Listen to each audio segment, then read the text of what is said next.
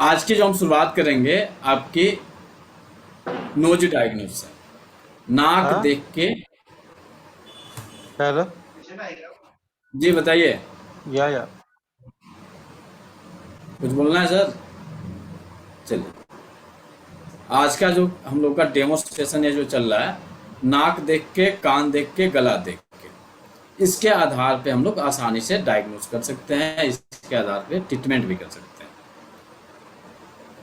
नाक का जो डायग्नोस है, नाक का जो मेन संबंध होता है वह हमारे लंग से संबंधित होता है। लंग्स का जो ओपन स्पेस है वो हमारी नाक होती है। लेफ्ट लंग्स का ओपन हमारे लेफ्ट नोज से, राइट लंग्स का ओपन हमारे राइट नोज के छिद्र से होता है। अब इस नाक के आधार पे, इतना ही छोटा नाक है, इसी पे हमारे लगभग सारे ऑर्गन बैठे हुए हैं। इसी पे हमारा पेयर जितना भी आप मिलेगा, इन ऑर्गन के साथ पेयर को भी हम लोग ऐड करते जाएंगे। जैसे सबसे पहले हम लोग लेते हैं, शुरुआत ही करते हैं जिससे सब लोग परेशान हैं, लगभग सब परेशान हैं। नाक की टिप, नाक की जो टिप हमारी होती है, यह हमारे स्प्लीन से संबंधित होती है।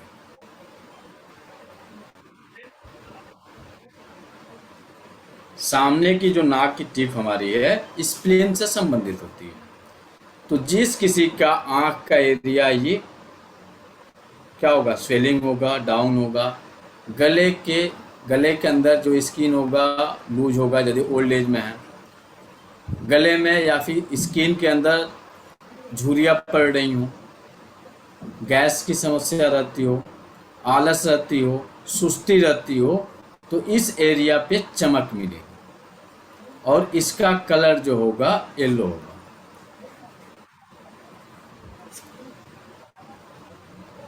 इसका जो कलर कलर होगा वो येलो कलर होता है। हमारे नाक के दोनों साइड में, ये हमारे दोनों स्टमक है। जितने लोग पार्लर जाते हैं ना, पार्लर जाते ही सबसे ज़्यादा ब्लैक हेड्स यहीं पे इकट्ठा होते हैं, और इसे आप बार बार जाके ट्रीटमेंट कराते हैं, फेशियल कराते हैं, क्लीनअप कराते हैं, या जो कुछ भी करना आप करते रहते हैं। लेकिन ये आप करा के आते हैं, देखते होंगे कि ठीक तीसरे चौथे दिन जो है यहाँ पे फिर से ये ब्लैक हेड्स जमा हो गए। यहाँ सबसे ज़्यादा यहीं पे जमा होते हैं। किसी किसी को यहाँ जमा होते हैं, किसी को यहाँ पे जमा होते हैं, किसी को जो है यहाँ पे जमा होते हैं, किसी को यहाँ पे जमा होते हैं। लेकिन सबसे ज़्यादा जो जमा होता है वो आपके इसी एरिया पे होता है। ये एरिया जो दिख रहा है, इस एरिया पे सबसे ज़्यादा आपके ब्लैक हेड्स जमा होते हैं। अभी भी आप अपने नाक को चेक कर लीजिए दोनों साइड में, या तो नाक के यहाँ पे कालापन लिए रहेगा, या तो यहाँ पे ग्रीनिश लिए रहेगा, या ब्लूइश लिए रहेगा, या ब्लैकिश लिए रहेगा, या यहाँ पे ब्लैक हेड्स जो आप पार्लर में जाके क्लीनअप कराते हैं तो साफ होता है, उस तरह के लक्षण बने होंगे। तो यह आपके पेट की स्थिति को बताता है। किसी की नाक को देख लीजिए यहाँ से, तो वहाँ से हम उसके पेट की स्थिति के बारे में आसानी से जान सकते हैं कि इसके स्टमक की स्थिति क्या है, इसके स्प्लीन की स्थिति क्या है। आप सब में से कोई डायबिटिक पेशेंट है क्या? एनी पर्सन कोई डायबिटिक हो? अभी जितने लोग क्लास कर रहे हैं, एनी पर्सन कोई डायबिटिक डायबिटिक हाँ जी। पेशेंट? हमारे मेरे मेरे को है जी। पेरेंट्स हैं और क्लास में कोई है जो नहीं नहीं, ऑलरेडी मेरे क्लास कर? मेरे खुद को है। आपको खुद को है? हाँ जी।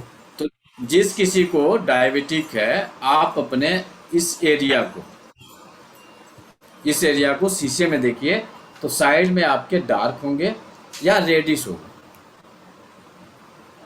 ठीक है। नोज की टिप, ये जो नोज की टिप है, जब आप खाना खाएंगे पूरे पसीने से भर जाएगा। नाक की बिल्कुल ठीक। टिप पे ठीक सामने, यहाँ पे खाना खाएंगे, यदि आप डायबिटिक हैं, 80 टू 70% क्यूरेसी रहता है, 100% नहीं रहता है। स्पष्ट आपको बता देते हैं, ऐसा नहीं है नाक पे पसीना आ गया तो हम डायबिटिक हो गए। 70% टू 80% चांस रहता है इस तरह के लक्षण का।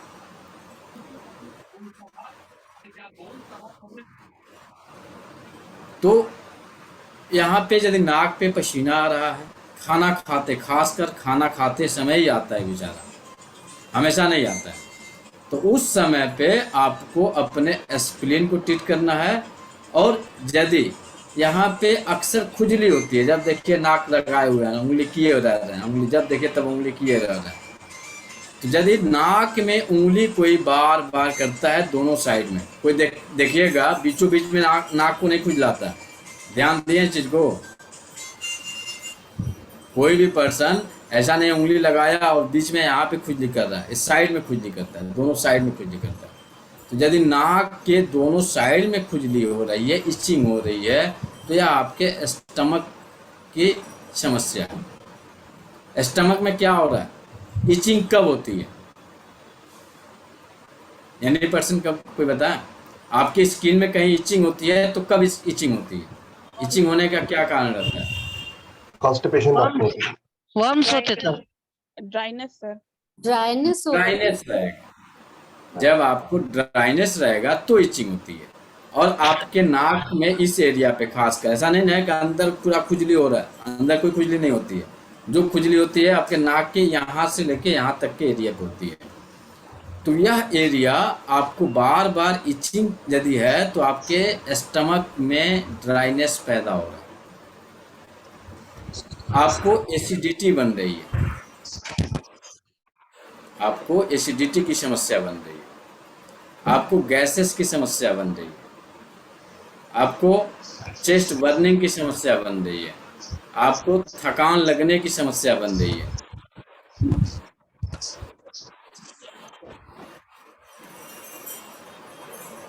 तो केवल आप अपने नाक के इस एरिया को देख के आप अनुमान लगा सकते हैं। दूसरा, इसके आगे क्योंकि डेमो क्लास है तो केवल हम शॉर्ट में ही चल रहे हैं, क्योंकि डिटेलिंग करेंगे तो इतना जल्दी नहीं समापन होता है। दूसरा जो हम लोग देखते हैं, नाक के इस एरिया को, ये सामने आपका नाक का ये एरिया देखिए, यहाँ पे मैक्सिमम लोगों को पिगमेंटेशन हो जाता है, छाई आ जाती है, या फिर यहाँ पे ब्लैकेस हो जाता है।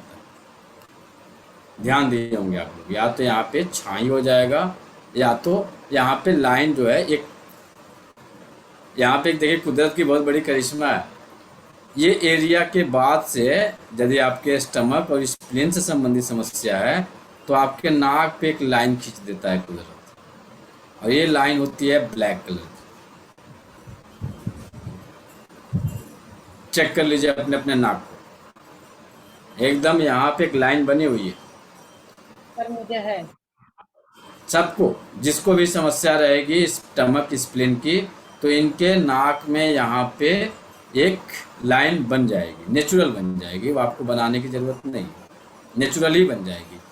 जो आपका यह समस्या सॉल्व होगा, स्टमक स्प्लीन सॉल्व होंगे, तो ये लाइन समाप्त हो जाएगी, ये बॉर्डर लाइन जो बना हुआ है बॉर्डर लाइन क्लियर हो जाएगा। इस बॉर्डर लाइन से आप आगे देखेंगे, आपको एक हड्डी मिलेगी आगे, नाक की जो बोन है, आपको यहाँ पे एक हड्डी मिलेगी। इस हड्डी तक की जो दूरी है ये आपकी लीवर की दूरी है।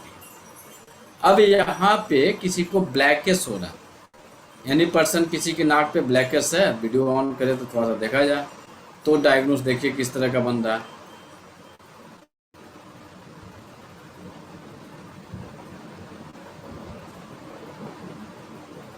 नाक के इस एरिया पे देखिए एकदम,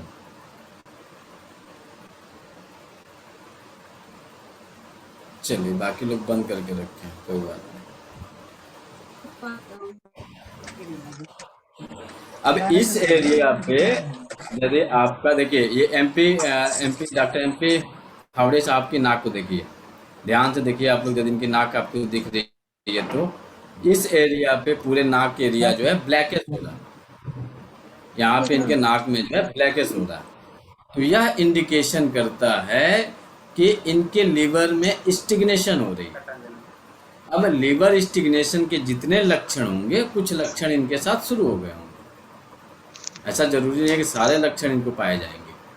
खासकर इस एरिया में जिन महिलाओं के मासिक धर्म से संबंधित समस्या होती है, शरीर के अंदर कई नोट्स बने रहते हैं, चाहे वो नोट्स फैट के हों, चाहे वो नोट्स उनके मसल्स के हों, या किसी को भी स्पाइनल ऑस्टियोफाइट जमा हो रहा, या हड्डी बोलते हैं लोग ना, हड्डी बढ़ रही है, नस दब रहा है, उस तरह की भी यदि समस्या किसी को दिख रही है, आलस लग रहा है, नींद ज़्यादा आ रही है और मानसिक बेचैनी रह रही है, तो ऐसे पेशेंट के नाक के इस एरिया पे ब्लैकेस हो जाएंगे। नेचुरल यहाँ पे ब्लैकेस मिलेंगे, सामने से देखेंगे I am very healthy, I am fit, लेकिन इंटरनल जो है स्टिग्नेशन के जितने लक्षण हैं, उन लक्षणों में 2-4 लक्षण उनको एनी टाइम जो है पीछा पड़ा रहेगा, वो परेशान रहेंगे कि ये काय हो रहा है, वो काय हो रहा है। सही है सर, सही है। तो इन केवल इस एरिया को देख के आपने एक डायग्नोस चयन कर लिया, लिवर स्टिग्नेशन हम इस पेशेंट को दे सकते हैं। आप उस लक्षण को मिला के आप उसके हिसाब से ट्रीट कर दीजिए, बहुत सिंपल है, बड़ा टफ नहीं है।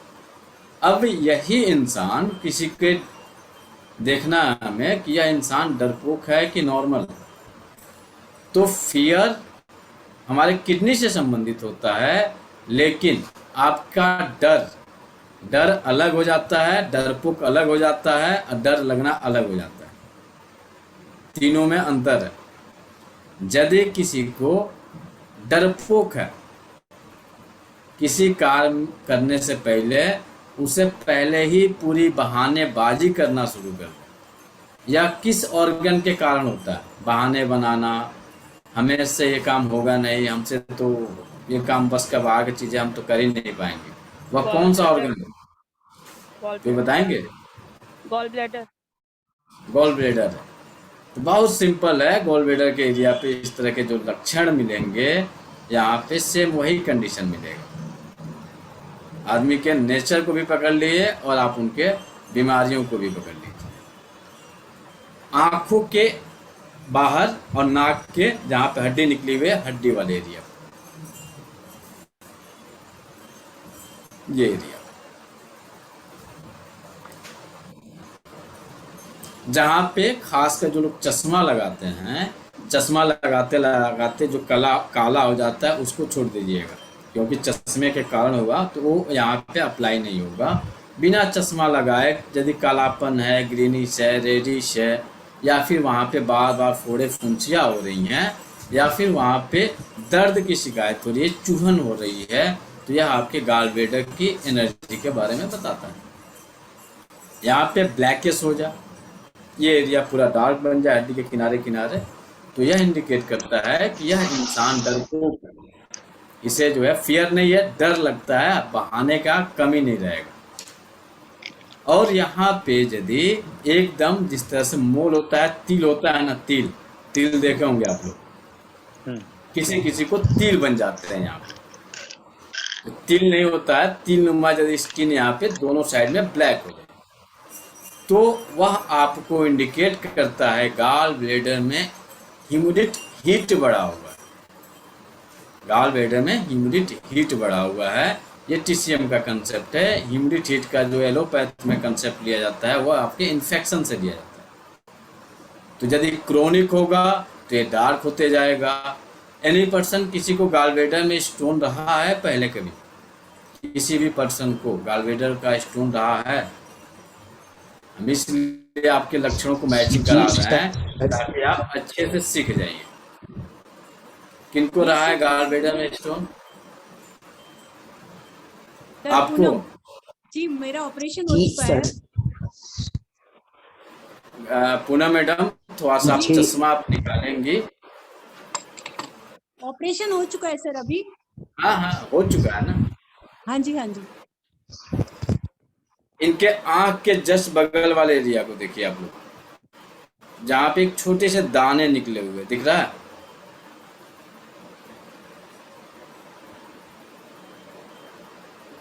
ये लेफ्ट साइड में दिख रहा है, थोड़ा सा राइट साइड दिखाइए, यहाँ पे भी मिलेगा। राइट साइड हुई, राइट साइड में ज़्यादा मिलेगा। यहाँ का स्ट्रक्चर जो है चश्मे के कारण है ये, उसके बावजूद भी यहाँ पे देखिए कुछ चेंजिंग है।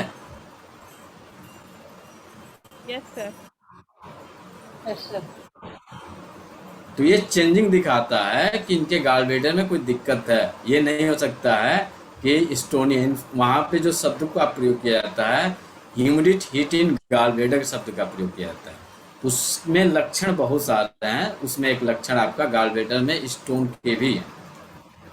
उसमें जो एक लक्षण है गॉल ब्लैडर स्टोन का भी लक्षण है। तो उसके पहले जो है आपके ह्यूमिडिटी हीट जब होगा तो आपके इस एरिया में चेंजिंग होने शुरू हो जाएंगे। गॉल ब्लैडर में जब ह्यूमिडिटी हीट होता है तो इस तरह के लोगों को अक्सर राइट साइड में पेन होता है। अक्सर राइट साइड में पेन होगा। कब होगा? रात में होगा। जब रात को खाना वाना खा लेंगे, सोने का समय आएगा, 9:40 होगा, उसके बाद से इनका दर्द चालू हो जाएगा। या रात भर करवटें बदलेंगे, नींद नहीं आएगी, सर में दर्द रहेगा, सर में भारीपन रहेगा। उस समय कहेंगे कि लाओ थोड़ा सा तेल लगा दे, सर पे आराम मिलेगा। तो यह आपके खासकर राइट साइड के आंख के इस एरिया में यदि आपके कलर चेंजिंग हो रहे हैं तो आपको इस तरह के लक्षण पाए जा सकते हैं।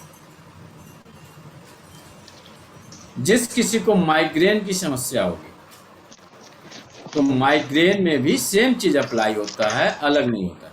माइग्रेन में भी सेम अप्लाई होता है, एक्स्ट्रा अलग नहीं होता है। तो माइग्रेन वाले केस में भी आप इसी तरह का डायग्नोस करके उनको ट्रीट कर सकते हैं। माइग्रेन में राइट साइड में यदि आपके सर में पेन है तो गॉल ब्लैडर हुआ, और अक्सर लेफ्ट साइड में पेन हो रहा है तो लीवर से संबंधित उनको समस्या है, हमें लीवर को ट्रीट करना पड़ेगा।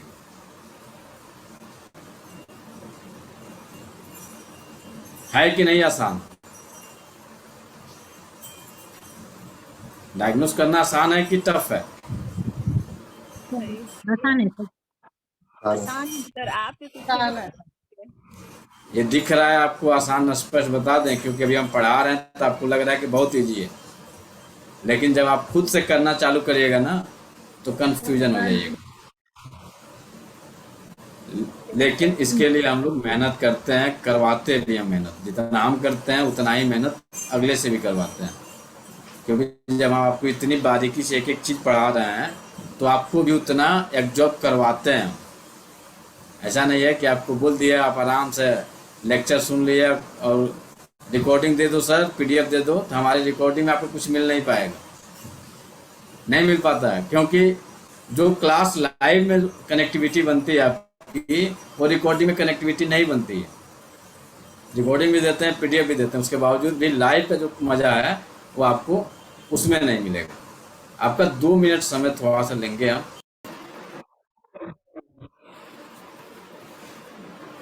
अब आइए अगला थोड़ा सा हम लोग चलते हैं।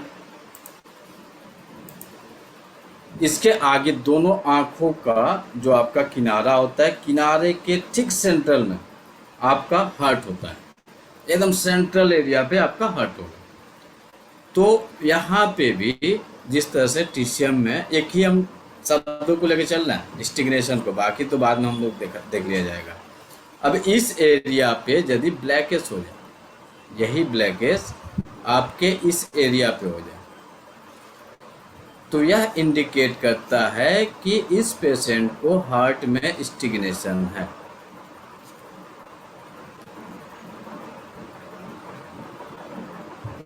अब हार्ट में स्टिग्नेशन होगा, हार्ट की ऊर्जा में जब रुकावट होगी तो उनके पल्स से संबंधित समस्या होगी। जनरल भाषा में आप आ जाइए, एलोपैथ से कनेक्ट करते हैं यदि हम, तो या तो उनके हार्ट में ब्लॉकेज होगा, कोलेस्ट्रॉल लेवल उनका अप डाउन होगा। उस तरह के लक्षण आप यहाँ पे देख के जान सकते हैं। आप लोगों में से कोई है जिनका कोलेस्ट्रॉल लेवल हाई है, कोलेस्ट्रॉल लेवल बढ़ा हुआ है? एनी पर्सन किसी का है? तो बहुत लोग, किसी का भी है कोलेस्ट्रॉल बढ़ा हुआ? Yes sir. चाहे ट्राइग्लिसराइड बढ़ा हो या फिर कुछ भी बढ़ा हुआ हो, किनका है? यस सर, मेरा है। नीता। आपका नीता मैडम। आप देखिए, अपने चश्मा निकालिए, दोनों आँख के इस बीच में देखिए, यहाँ पे भी आपको या तो दाना निकला होगा या तो यहाँ का कलर ब्लैक हो गया होगा, ब्लैकिश होगा। ब्लैक काला नहीं होगा, एकदम ब्लैकिश कलर चेंज होगा। ध्यान से देखिए आप इस एरिया पर, थोड़ा सा और नज़दीक लाइए। हाँ, जहाँ पे आप अपने रखी हुई थी, और थोड़ा सा ऊपर। हाँ हाँ हाँ, बस बस बस, वहां का कलर देखिए आप लोग, लग रहा है 2 भाग में डिवाइड है।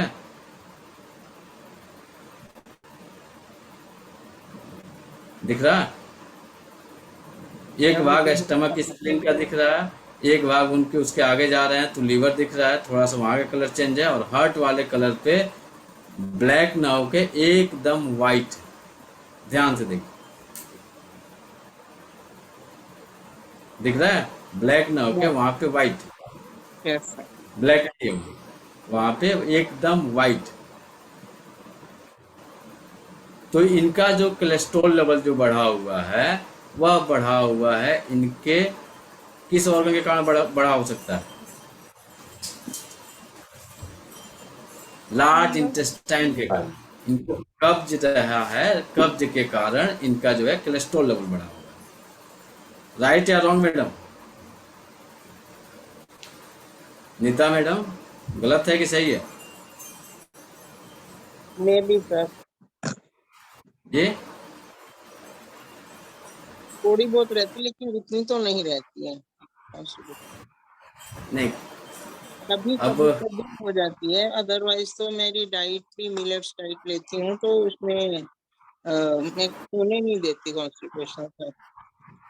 अब जो वाइट दिख रहा है ना, यही जल्दी ब्लैक हो जाएगा तो हार्ट के जो 4 चैम्बर में कहीं ना कहीं ब्लॉकेज के इंडिकेशन को कर देगा। तो 4 चैम्बर अभी ब्लॉकेज वगैरह कुछ हो, जहाँ तक हमें उम्मीद है कि नहीं होना चाहिए। केवल ट्राइग्लिसराइड बढ़ा होगा, वो भी ज़्यादा नहीं होगा, 250 से 200 के बीच में होगा। नॉर्मल रेंज उसका 200 से नीचे होता है, तो 200 से लेकर 250 के बीच में होगा, एक्सेस नहीं है। यस सर, कितना है मैडम जी?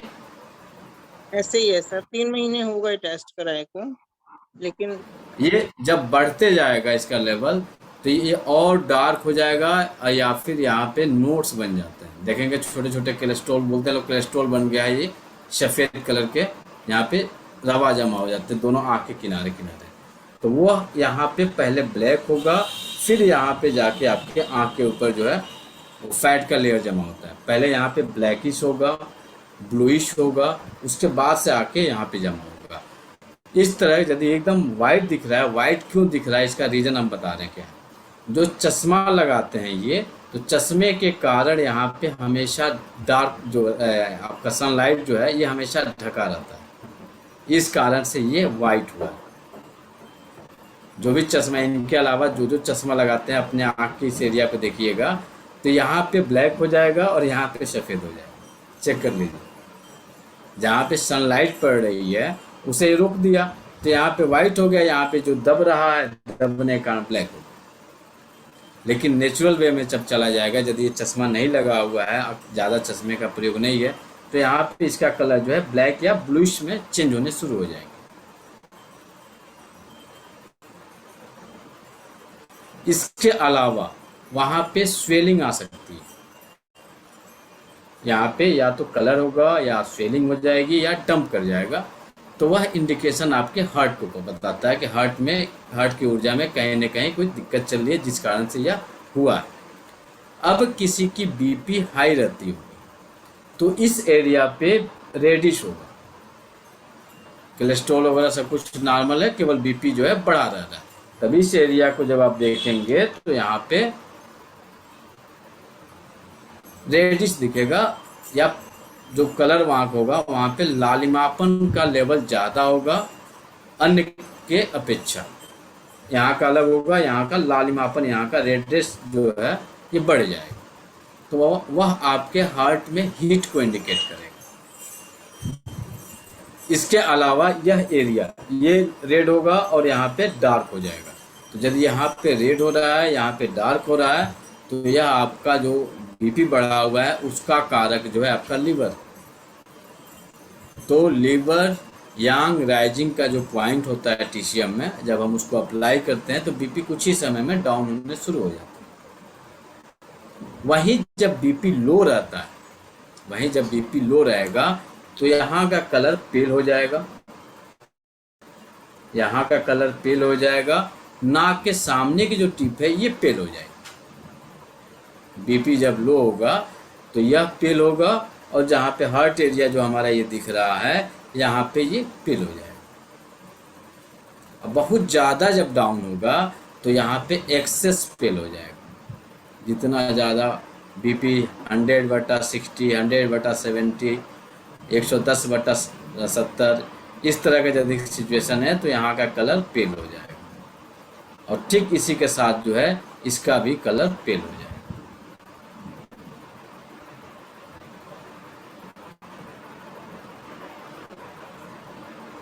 इसके आगे का जो हम लोग का है,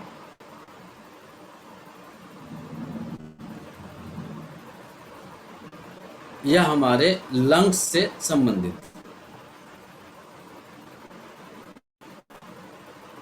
अगला जो हम लोग का है यह हमारे लंग्स से संबंधित है, बड़ी आंत से संबंधित है। दोनों आईब्रो जहां से हमारी नाक की शुरुआत होती है, वहां से,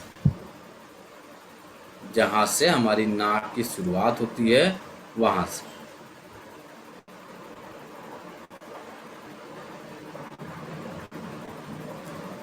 अब यहाँ पे क्या होता है, किसी किसी की लाइनिंग बन जाती है इस एरिया का, जहाँ पे हमारी नाक की शुरुआत हो रही है, यहाँ पे लाइनिंग बन जाती है।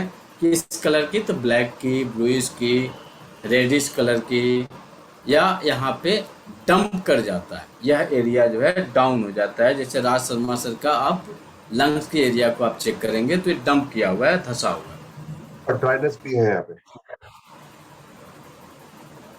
बशर्ते कोई एक्सीडेंट ना हुआ, पता चले कि एक्सीडेंट के कारण है, तो एक्सीडेंट के कारण नहीं, नेचुरल यदि यह डंप किया हुआ हो, स्वेल हो, कलर जो है पेल हो, येलो हो, ब्लू हो, ब्लूइश हो, पर्पल हो, तो उसके आधार पे हम लंग्स को डायग्नोज करते हैं।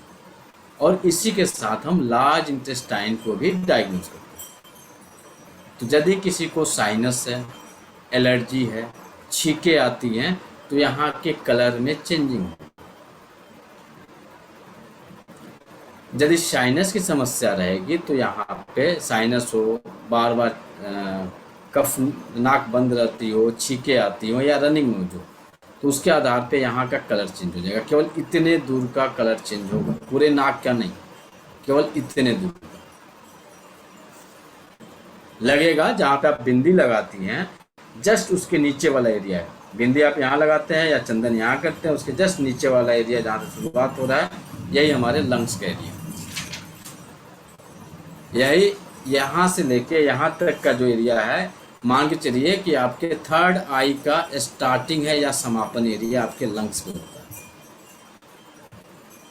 जो हमारा लंग्स है, यह हमारे एज ए टिशियम कंसेप्ट के हिसाब से लंग्स में हमारी आत्मा का निवास स्थान है।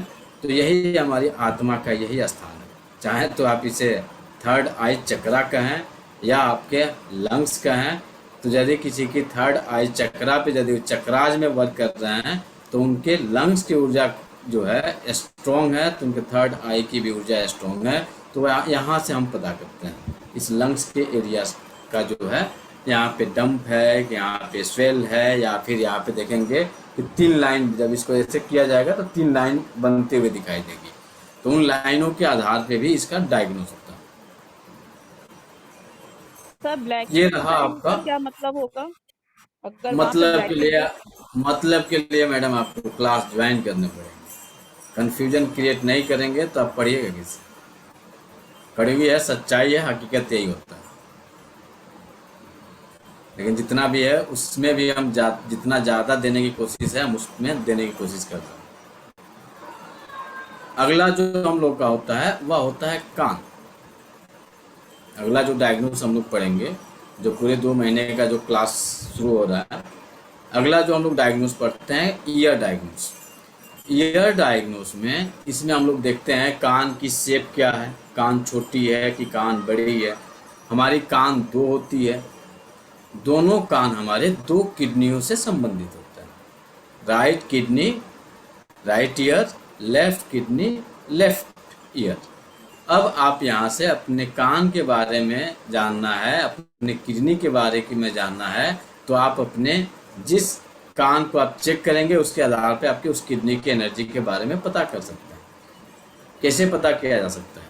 तो कान में एक बहुत प्यारी सी बीमारी होती है टिनिटस, कान में आवाज़ें आना। तो जिस कान में आवाज़ आ रही है आपकी, वहाँ की उस किडनी की ऊर्जा में एक्सेस है या डिफिशियंट है।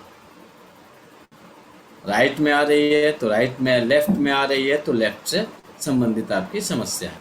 इसके अलावे हम इनकी लंबाई को देखेंगे, हम इनकी शेप में लंबाई देखेंगे, छोटा है कि बड़ा है। इसके अलावा हम इनके कलर को देखेंगे, कान का जो कलर है इस कलर को देखेंगे। इसके अलावे कान पे दानों को देखा जाता है कि कान का जो स्किन है चमकीला है या दानेदार है। जैसे देखिए इस कान में यहाँ पे थोड़ा सा इसको हम जूम करें ताकि आपको क्लियरिटी दिखेगा।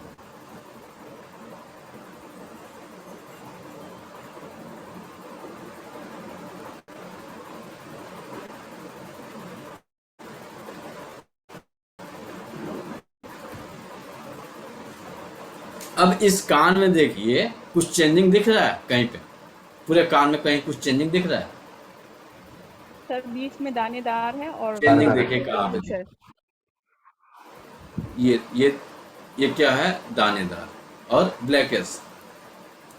और यहाँ का जो आपका स्किन होगा, सॉरी यहाँ का जो बोन होगा, सॉफ्ट बोन होता है, यहाँ का जो बोन होगा, स्किन होगा, यह हार्ड हो गया होगा। जब हार्ड होगा तो इस तरह के यहाँ पे उभार आ जाएगी। यह इंडिकेट करता है ब्लैक है, ब्लैकिश है, तो क्या इंडिकेशन कर रहा है ये?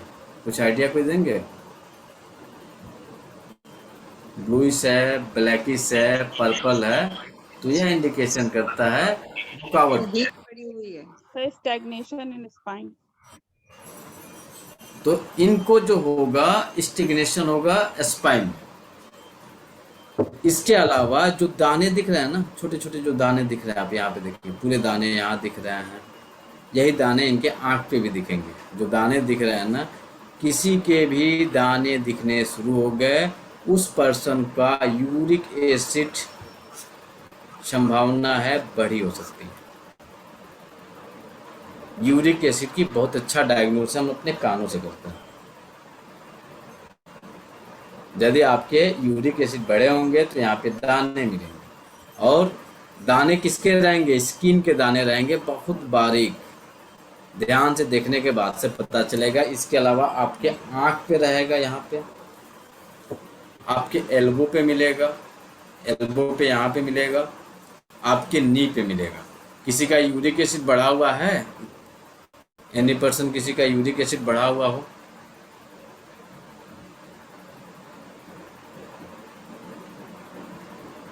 चलिए, यदि यूरिक एसिड का कोई केस आपके पास मिलेगा तो आप यहाँ से उसका डायग्नोज कर लेंगे। तो यहाँ पे दाने मिलेंगे। यहाँ पे आँख पे, एल्बो पे, नी पे और कभी कभी एंकल पे भी पाया जाता है। लेकिन सबसे पहले आपके कान पे मिलेगा, कान के बाद से आँख पे मिलेगा, तब जाके जब वो पूरा ब्लड में मिलना शुरू हो जाएगा तब आपके एल्बो पे आएगा। अभी जो ये मिल रहा है इस तरह से, तो इस तरह के केस में एक दो ज्वाइंट पे पेन होने शुरू हो गए होंगे।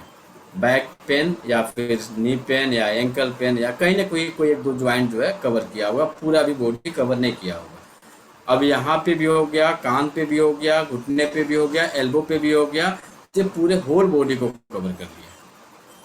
और जब तक एक जगह है तो एक दो ज्वाइंट पे भी यह कवर किया होगा। इसके अलावा जो हम लोग पढ़ेंगे वो पढ़ेंगे कान के अन्य जो बीमारियां होती हैं, चाहे वो टिनिटस हो, कान से पस आना हुआ, कान में दर्द होना, कान का बहरापन होना, इन सब का जो है एक एक डायग्नोस, उनके लक्षण, उसके आधार पर उनका ट्रीटमेंट हम लोग करते हैं। तो यह जो क्लास है कंप्लीट मान के चलिए कि 2 महीना प्लस का क्लास है। 2 महीने में यदि पूरा हो जाता है तो अच्छा है, नहीं हो पाता है तो 2 दिन, 4 दिन, 5 दिन यदि एक्स्ट्रा होगा तो भी हम उसको पढ़ाएंगे। और स्पष्ट एक चीज़ और बता देते हैं, जिन्हें प्रैक्टिकली करना होगा, नहीं भैया हमें सीखनी है, प्रैक्टिकली करनी है, तो आपकी इच्छा होगा तो ज्वाइन करिएगा, नहीं इच्छा होगी तो आप स्वतंत्र हैं, आपकी जहाँ मर्जी वहाँ से आप सीख सकते हैं। 2 दिन का जो भी क्लास आप लोग किए उसकी जो फीडबैक होगी ज़रूर दीजिएगा, ताकि आगे के लिए